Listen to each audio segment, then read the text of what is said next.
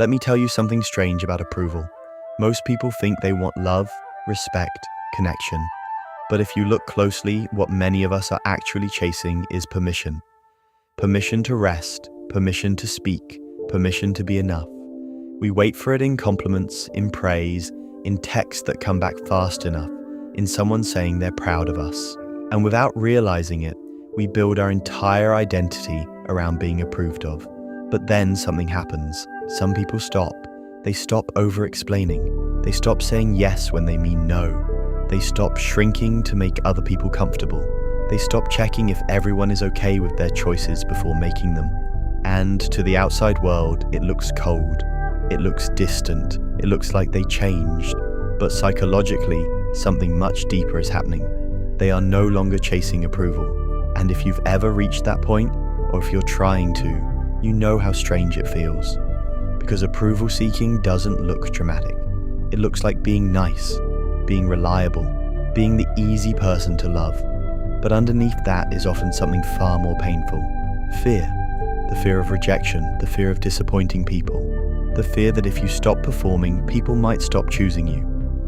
Psychologists describe people-pleasing as a pattern of behavior driven by the need for validation and the avoidance of conflict or criticism.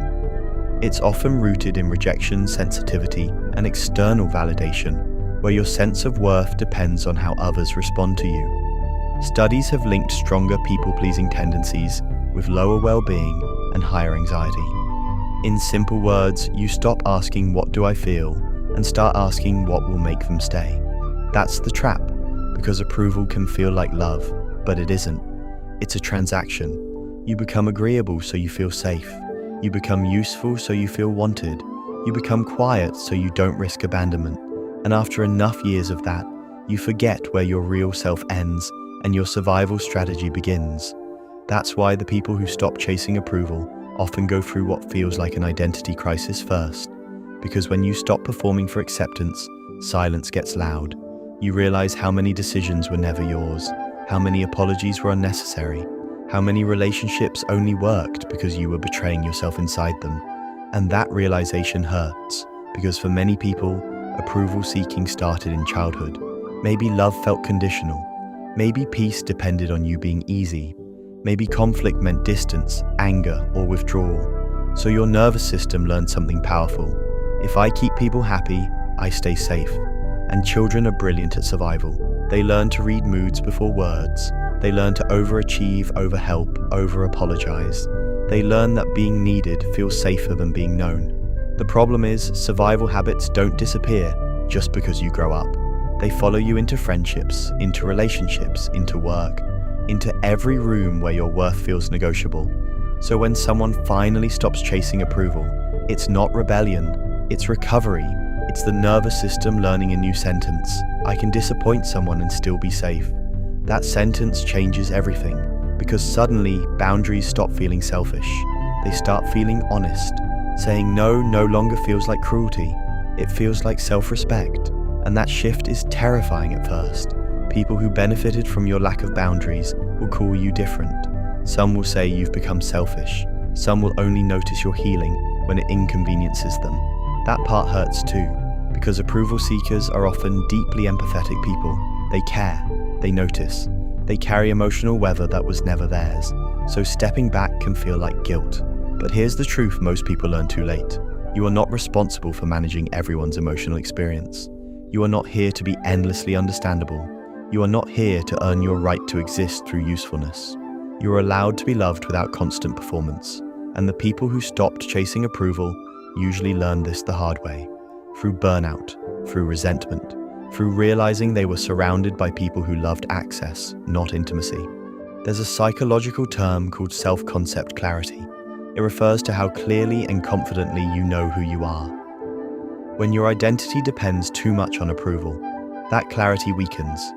You become whoever the room rewards. Around one person you are softer, around another more agreeable, around another smaller. You adapt so well that eventually even you can't tell what's real. But when you stop chasing approval, self-concept starts returning, slowly, quietly. You begin asking questions that once felt dangerous. Do I actually want this? Do I even like this person? Am I helping because I care, or because I'm afraid not to? Those questions are not selfish. They are the beginning of self-trust. And self-trust is what approval-seeking steals first. Because if your decisions are always filtered through other people's comfort, your own voice becomes faint. You second-guess everything. You need reassurance for choices you already know are right. You apologize for needs that should have been normal. But the moment you begin trusting yourself again, something beautiful happens. You become calmer, not louder, not harder, just calmer. Because peace doesn't come from everyone liking you. It comes from no longer abandoning yourself to make that happen.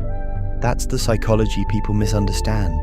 They think confidence is loud, that healing looks like dramatic independence. Sometimes it looks like a quiet person who no longer explains their no. Sometimes it looks like someone leaving a room without guilt.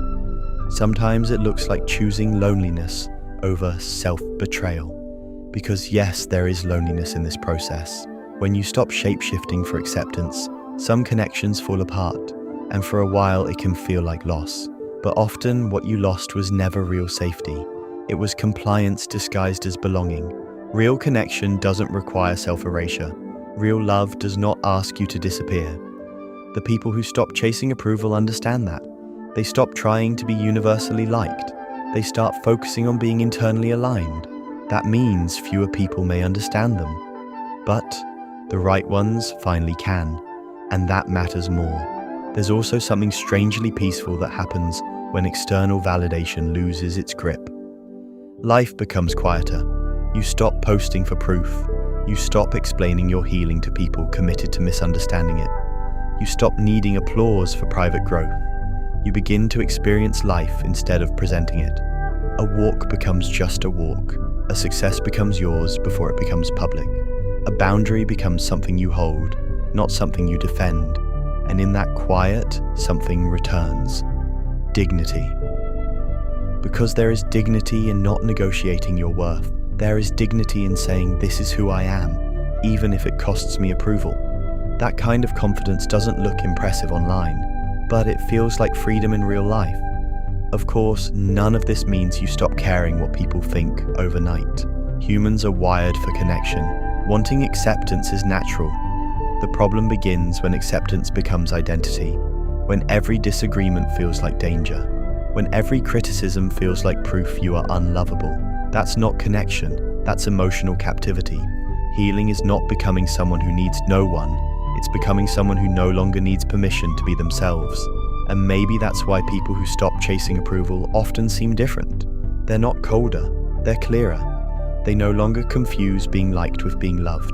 They no longer confuse being needed with being valued. They no longer confuse silence with rejection. They know some people leave not because you failed, but because you stopped over-functioning for them. And strangely, that realization is liberating, because once you stop auditioning for acceptance, life gets simpler. You stop asking, how do I make everyone comfortable? And start asking, what kind of life can I respect when I'm alone with myself? That question changes careers, it changes relationships, it changes entire futures, because the strongest people are not always the most admired. Sometimes they are simply the ones who learned how to disappoint others without abandoning themselves. That is strength, that is maturity, that is peace. And maybe the most powerful shift of all is this. You stop seeing rejection as proof of your unworthiness. You start seeing it as information. Not everyone is meant to stay. Not every door should open. Not every person who misunderstands you deserves another explanation. Sometimes the healthiest thing you can do is let people be wrong about you. That takes courage, especially if your whole life taught you to earn safety through approval. But once you experience the relief of authenticity, performance becomes exhausting. You can't unknow the difference. You can't go back to betraying yourself comfortably. And maybe that's the quiet psychology of people who stop chasing approval. They got tired of being emotionally available to everyone except themselves, tired of translating their pain into something easier for others to accept, tired of being loved only in the versions of themselves that were convenient, so they chose something harder. Truth, and truth is rarely loud. Sometimes it looks like distance, sometimes it looks like boundaries, Sometimes it looks like simply saying that no longer works for me. That sentence can change a life. Because in the end, the goal was never to become fearless. It was to stop letting fear run your identity, to stop asking the world if you are enough now, and finally answer it for yourself. Yes, even without their approval, even without the applause, even if some people leave, yes. Because your worth was never supposed to be a group decision, and the people who stop chasing approval, they understand that now. They are not trying to be chosen by everyone. They are choosing themselves, quietly, fully, without permission.